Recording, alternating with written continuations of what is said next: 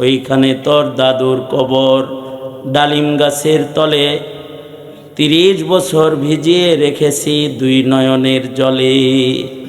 এখানে আমার লাইলি ঘুমায় রয়েছে, আমার শিরিন ঘুমিয়ে আছে, আমার অর্ধাঙ্গিনী ঘুমিয়ে আছে, তোমার দাদি এখানে শুয়ে আছে। তারে যে কত ভালোবাসতাম, আর সে যে কি সুন্দর মানুষ ছিল গো, তার প্রেমে আমি কোরবান ছিলাম। এগুলো বলতে লাগলো। এতটুকু তারে ভালোবাসিনু, পুতুলের মতো মুখ, পুতুলের বিয়ে ভেঙ্গে গেলেও কেঁদে ভাসাইত বুক।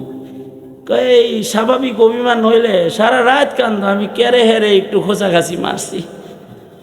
এইরকম মহব্বত করত, তার প্রেম তার ভালোবাসা আমাকে এই কবরের পাড়ে কাঁদায়।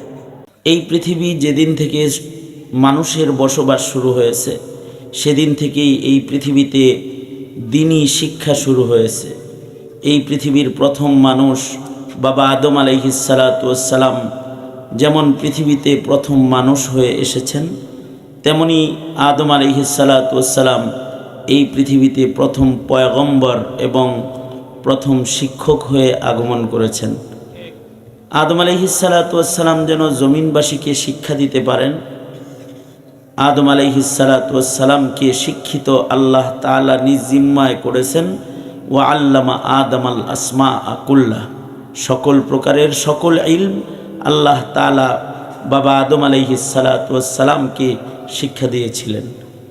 আদম আলাইহিসসালাতু ওয়াসসালামের পর থেকে আমাদের নবী পর্যন্ত যত পয়গম্বর পৃথিবীতে আগমন করেছেন, সকল নবীগণ 2 জিনিস নিয়ে আগমন করেছেন। একটা হলো ঈমান, জাতিকে কুফর থেকে বাঁচাইতে নবীগণ ঈমান নিয়ে আগমন করেছেন। আর একটা হলো ইলমি দ্বীন, জাতিকে জেহালাত আর মূর্খতার থেকে পরিত্রাণ দিতে সকল নবীগণ ইলমি দ্বীন নিয়ে আগমন করেছিলেন। আমাদের নবী আলাইহিসসালাতু ওয়াসসালামও এই 2 জিনিস নিয়ে আগমন করেছেন, ঈমান নিয়ে আগমন করেছেন, ইলম নিয়ে আগমন করেছেন। আমাদের নবীজিকে আল্লাহ তাআলা যত মুজিজা দিয়েছিলেন, তার ভেতরে সবচেয়ে বড় মুজিজা হলো নবীজির ইলমের মুজিজা। নবীজিকে আল্লাহ তাআলা সকল ইলমের সমষ্টি দান করেছেন। অর্থাৎ বাবা আদম থেকে আমাদের নবী পর্যন্ত সব নবীকে যে ইলম দিয়েছে, তা আমাদের নবীকে আল্লাহ দিয়েছেন। কিয়ামত পর্যন্ত যত ইলম দরকার হবে তাও আমাদের নবীকে আল্লাহ তাআলা দিয়েছেন। পৃথিবীর সৃষ্টির শুরু থেকে, সৃষ্টি জগতের শুরুর ইলমও আমাদের নবীকে আল্লাহ তাআলা দিয়েছেন। একেবারে জান্নাত জাহান্নাম পর্যন্ত সর্বশেষ ইলমও আমাদের নবীজিকে আল্লাহ তাআলা দান করেছেন। এবং আমাদের নবী আলাইহিসসালাতু ওয়াসসালাম সেই ইলম যেটা আল্লাহর কাছ থেকে পেয়েছেন, সেটা উম্মতের কাছে রেখে গেছেন। আল্লাহ পাকের নিজ জিম্মায় আল্লাহর রসুল যেমন রেখে গেছেন, তেমন কিয়ামত পর্যন্ত আল্লাহ তাআলা ওটাকে জমিনে হেফাজত করবেন। জমিনের সকল শ্রেণীর, সকল সমাজের, সকল প্রকারের মানুষদের আল্লাহর রাহে চলতে, শরীয়তের পথে চলতে এই ইলমকে আল্লাহ তাআলা সার্বজনীন ইলম, সকল সমাজের সকল জমানার জন্য প্রযোজ্য ইলম হিসেবে আল্লাহ তাআলা কিয়ামত পর্যন্ত ইলমে দ্বীনকে সংরক্ষণ করবেন।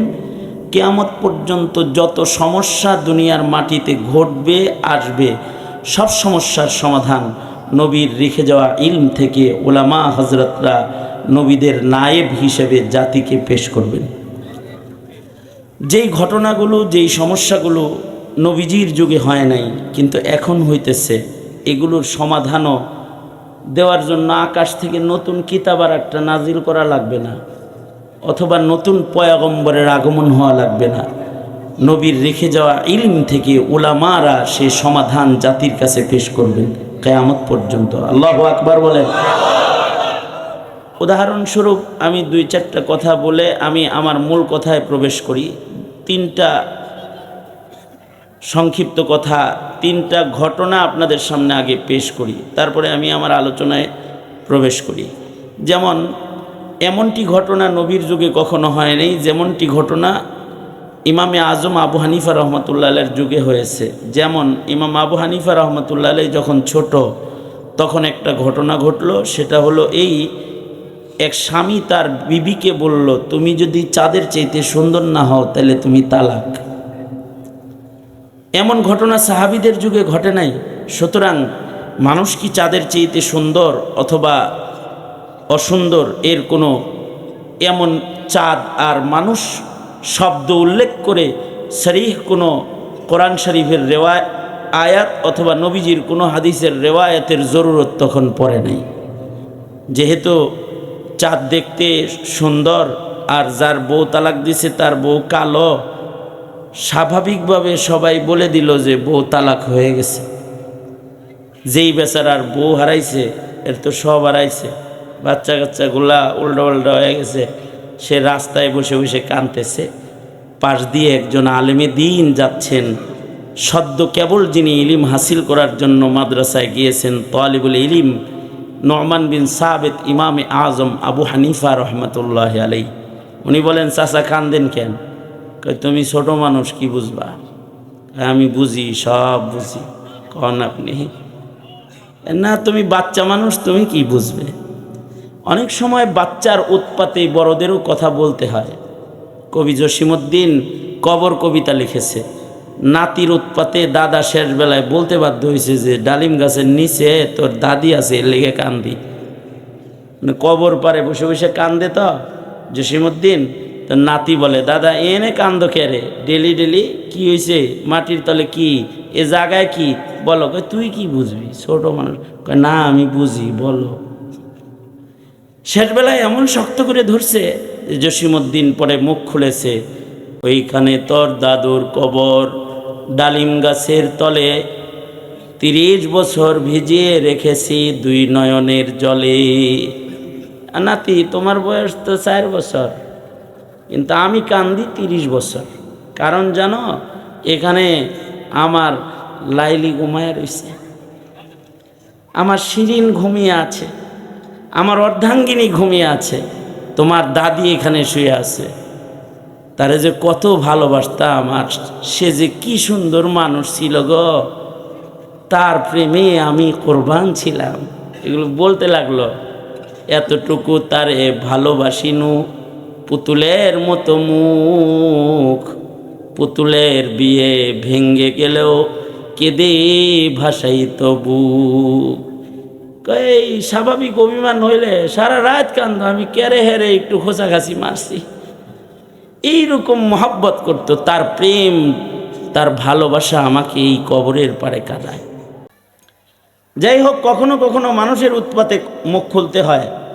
তো হজরত নুমান বিন সাবিত চাচারে এমন শক্ত করে ধরছে, চাচার শেষ বেলায় বলে, বুঝোস আর না বুঝোস তোর কাছে কয়ে দিই, সেটা হলো তোর চাচিরে বলছি তুমি যদি চাঁদের চাইতে সুন্দর না হও তাহলে তুমি তালাক। কিন্তু তোর চাচি তো কালা ভুসুঙ্গা মার্কা, চাঁদটা কি সুন্দর, সবাই বলে তালাক হয়ে গেছে। ইলমের আলা ইমামে আজম আবু হানিফা রহমতুল্লাহ আলাইহি বলে দিলেন যে তালাক হয় নাই, বাইর যান, চাচির লোকে গলাগলি ধরে ঘুমান গে যান। কই পেলে? সবাই কয় যে তালাক হয়ে গেছে, তুমি কও? আছে। সব কিছু কোরআনের শব্দে থাকে না, কিছু কোরআনের গভীরে থাকে। সব কিছু পানির উপরে থাকে না, পানির ভিতরেও কিছু থাকে। সব কিছু মাটির উপরে থাকে না, কিছু মাটির তলদেশে দামি হীরাও লুকিয়ে থাকে। সব কিছু কি কোরআনের শব্দে শব্দে থাকে? কিছু ভিতরেও থাকে। যান, তালাক হয় নাই। ইমামে আজম আবু হানিফা রহমতুল্লাহ আলাইহি ওনার ফাকাহাত দিয়ে বলে দিলেন, আল্লাহ তাআলা 4 জিনিসের কসম করে বলছে, লাকাদ খালাকনাল ইনসানা ফি আহসানি তাকওয়িম। মানুষকে আল্লাহ তাআলা সবচেয়ে সুন্দর করে বানিয়েছেন। বোঝা যায় চাচিকে আল্লাহ তাআলা চাঁদের চাইতেও সুন্দর করে বানাইছেন। জান, তালাক হয় না। এই যে মাসাইল আবিষ্কৃত হলো, আলফাজ থেকে নয়, ইলমের দরিয়ার গভীর তলদেশ থেকে আবিষ্কার হলো। এটা যার তার কাজ নয়, অভিজ্ঞের কাজ।